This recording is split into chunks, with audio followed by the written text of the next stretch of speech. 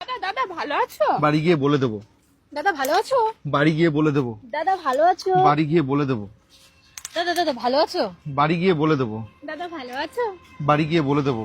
দাদা ভালো আছো? বাড়ি গিয়ে বলে দেবো। দাদা ভালো আছো? বাড়ি গিয়ে বলে দেবো। দাদা ভালো আছো? বাড়ি গিয়ে বলে দেবো। দাদা ভালো আছো? আরে ধরো তো মোবাইলগুলো একটুখানি। তুই ভালো আছিস? হ্যাঁ দাদা ভালো আছি। ঠিক আছে যা।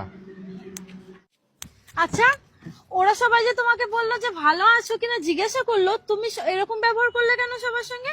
তুমি কেন বললে যে বাড়ি গিয়ে বলে দেবো? তাহলে শোনো, একটা সময় আমি যখন গরিব ছিলাম ওরা আমার বিন্দুমাত্র খোঁজ নিত না।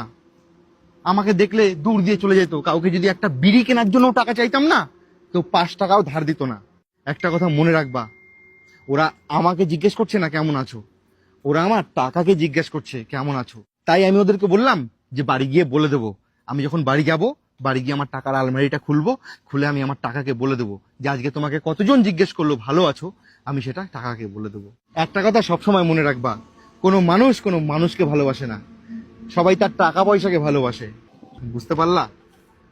আচ্ছা, তুমি যে ওই ছেলেটাকে সোনার একটা চেন পরিয়ে দিলে, তাহলে ওটা? আরে ও আর আমি তো একসাথে এক প্রাইভেটে পড়তাম। একদিন আমি প্রাইভেটে যাওয়ার সময় বিড়ি নিয়ে যেতে ভুলে গেছিলাম। সেই দিন একটা বিড়ি চেয়েছিলাম ওকে, ও আমাকে 1 প্যাকেট বিড়ি দিয়েছিল। তাই আজকে আমি ওকে আমার সোনা